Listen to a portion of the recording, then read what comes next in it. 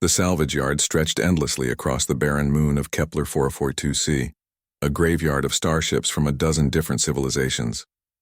Among the twisted hulks of metal and crystalline structures, Riza worked with practiced precision, her weathered hands dancing across the control panel of her plasma cutter. Sparks cascaded around her like fallen stars as she carved through the hull of a derelict Zephyrian cruiser. "Another long day in paradise," she muttered, wiping sweat from her brow with the back of her glove. The atmosphere processor hummed steadily in her environmental suit, the only thing keeping her alive in this desolate place. The comm system crackled to life, startling her from her work. "Riza, we have incoming," came the voice of her supervisor from the orbital station. "Imperial vessel Valdorian Empire. They're requesting immediate docking and salvage rights." Riza frowned. The Valdorians rarely ventured this far from their core systems, and they certainly didn't deal in salvage. Their empire was built on conquest and tribute, not scavenging through the remains of dead ships. "Copy that, Control. I'll prepare the bay," she replied, but something felt wrong. In her 15 years working the Outer Rim salvage operations, she'd learned to trust her instincts. 20 minutes later, a sleek black vessel descended from the stars, its hull gleaming like polished obsidian.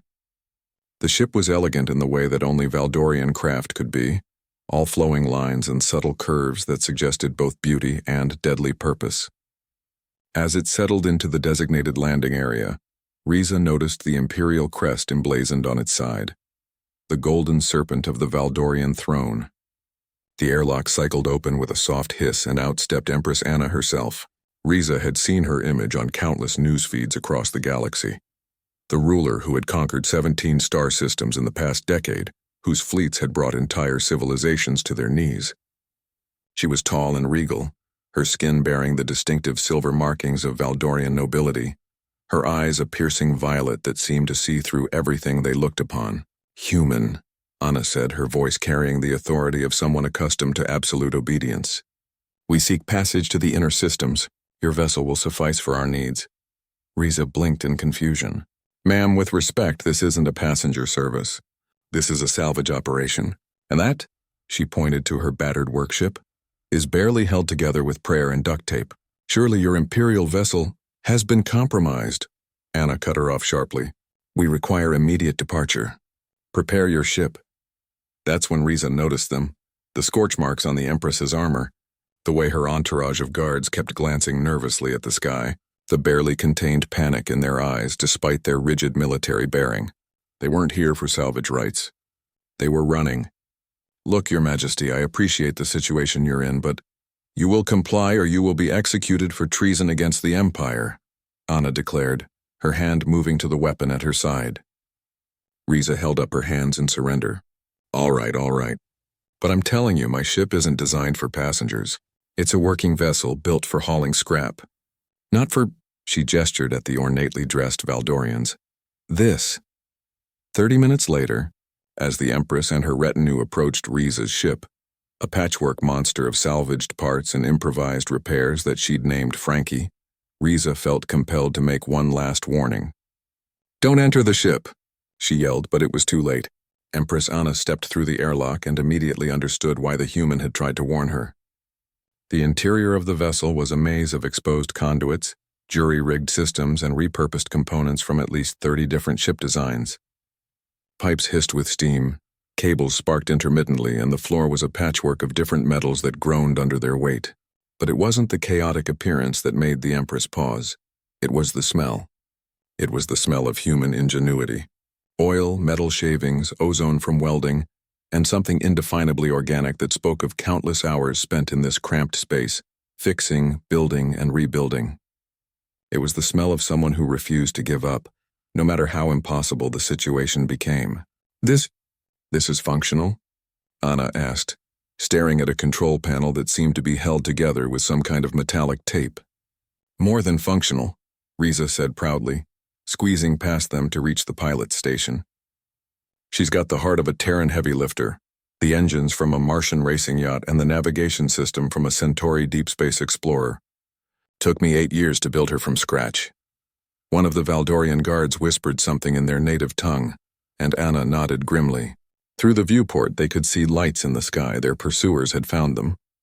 Can this vessel outrun Imperial interceptors? Anna demanded. Riza grinned, her hands flying over the mismatched controls with practiced ease. Your Majesty, those pretty ships of yours are built in factories by machines following blueprints. Frankie here. She's built by human stubbornness and held together by human determination. She's got systems that don't exist in any manual and capabilities that would make your engineers weep. The ship shuddered as the engines came online, and Riza's grin widened as she felt the familiar vibration through the deck plates. Hold on to something. This is going to get interesting.